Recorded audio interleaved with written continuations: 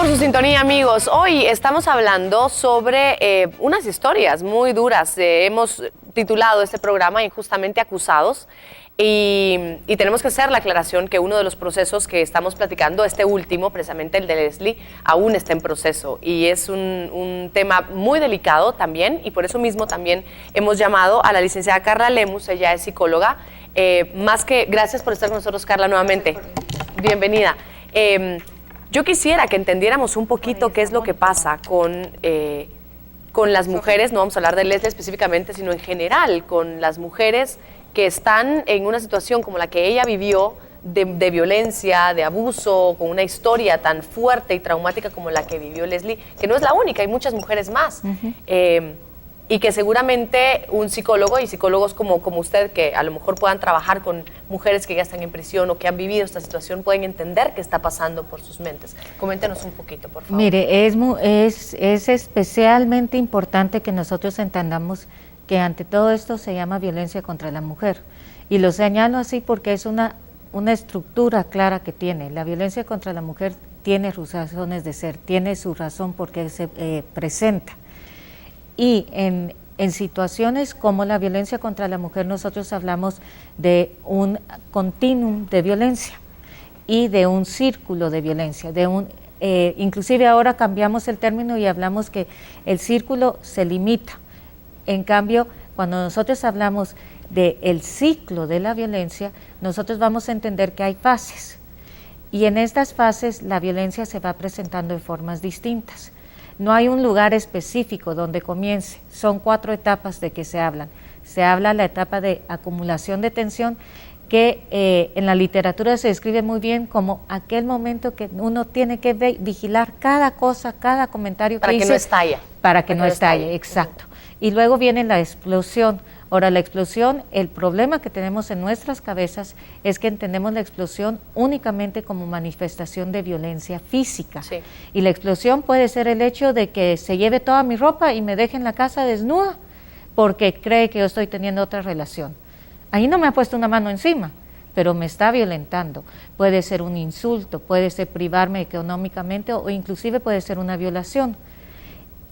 Cuando se da esta explosión, se da una fase muy chiquita que se llama el distanciamiento, que es cuando los dos se separan, ¿verdad? Ella huye, él se va de la casa, no se hablan, y luego entramos en un periodo que es el que más confunde, ese periodo del perdón, que tiene muchos otros nombres, pero no los voy a decir porque se dan a esa malentendido. Sí, sí.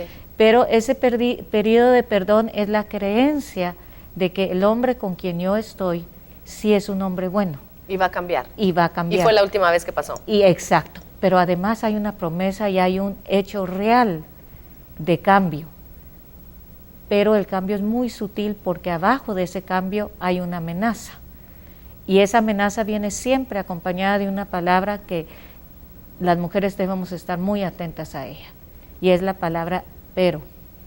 Porque él me dice, mira, yo me voy a portar bien, pero tú hace esto. Pero no lo vuelvas a hacer no sé qué. Exacto. Y ese pero es un condicionante que me responsabiliza a mí de que si yo quiero que las cosas caminen bien en casa, yo soy la responsable. Él se limpia las manos de toda responsabilidad. Gracias. Vamos a platicar un poquito más de cuál es el papel que un psicólogo puede ayudar en casos como este para analizar la situación, porque tengo entendido, licenciado, que ella fue la que llegó ante el juez, ella fue la que llegó ante la policía. ¿Cómo fue? Ella tomó conciencia, creo yo, de lo que ocurrió y asumió su responsabilidad presentándose ante las autoridades con el objeto de que prácticamente a partir de ahí se iniciara el procedimiento penal. Y ella hizo algo muy importante. Ella prácticamente en ningún momento negó los hechos e indicó lo ocurrido.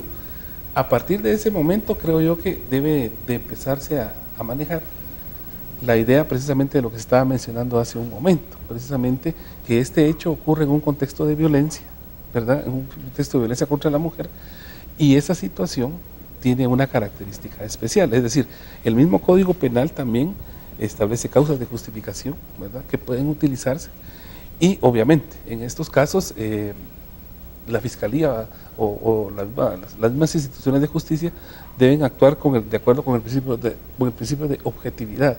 Es decir, deben de tomar en cuenta ese tipo de circunstancias que son al final las que sirven como detonante pues para justificar cómo es que ocurrieron los hechos, ¿verdad? Y eso ya acarrea, digamos, de alguna manera una situación diferente para las mujeres, ¿verdad? Pero en este caso no ocurre eso, sino que en este caso a ella se le acusa de parricidio, es decir, a ella se le acusa de que tenía la intención de darle muerte a su esposo, pero hasta el día de hoy la Fiscalía jamás ha podido demostrar eso.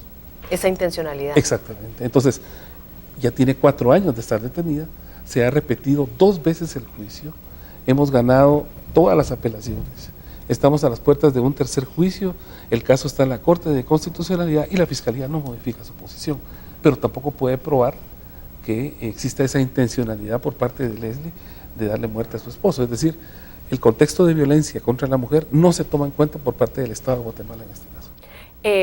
Tengo entendido, y usted corríjame porque yo no soy abogada, que en defensa propia uno puede, a ver, no es que uno pueda matar en defensa propia porque suena muy feo esto, pero en defensa propia uno puede utilizar medios para salvar su vida. Lo que pasa es que, exacto, lo que pasa es que ella es una mujer y se enfrentó a un hombre, ¿verdad? Y es un punto muy importante a tomar en cuenta. Es decir, en este caso, como lo dijo la licenciada Carla, se produjeron toda una serie de situaciones que hacen pensar que ella buscó por todos los medios evitar que esto ocurriera, ¿verdad?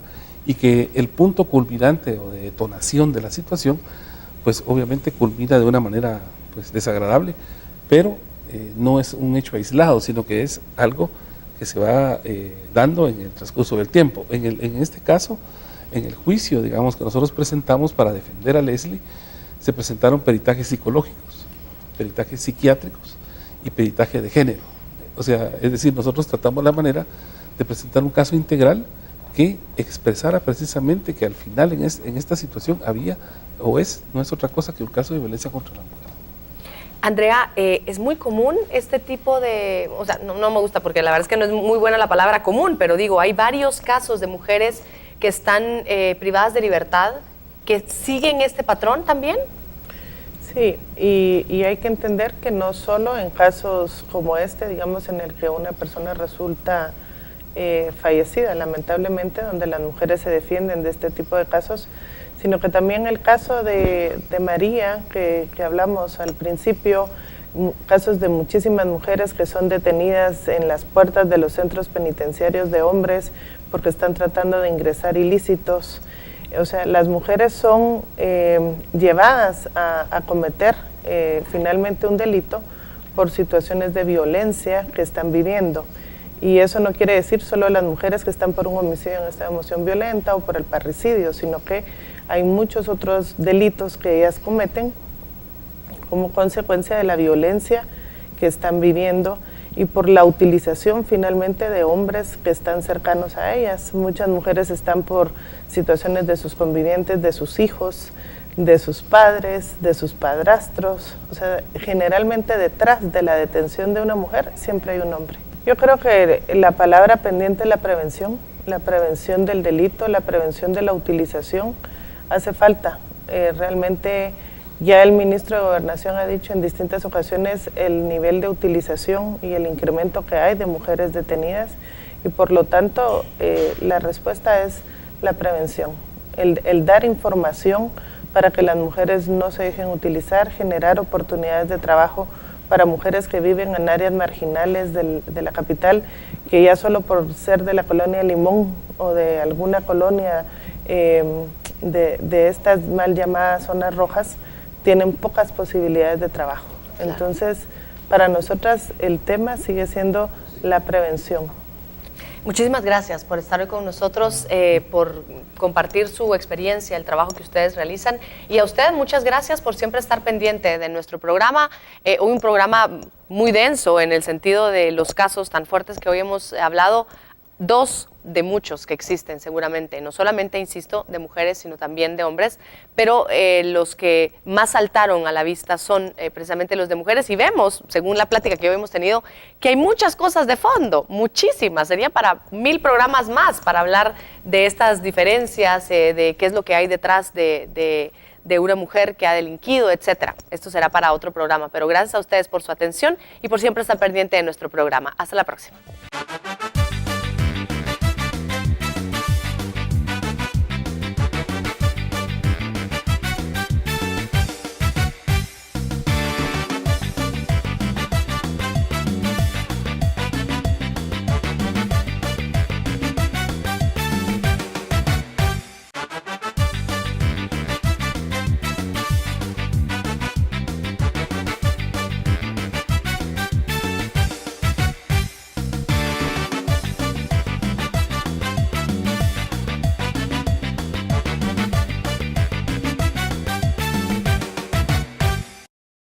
Guatevisión presentó.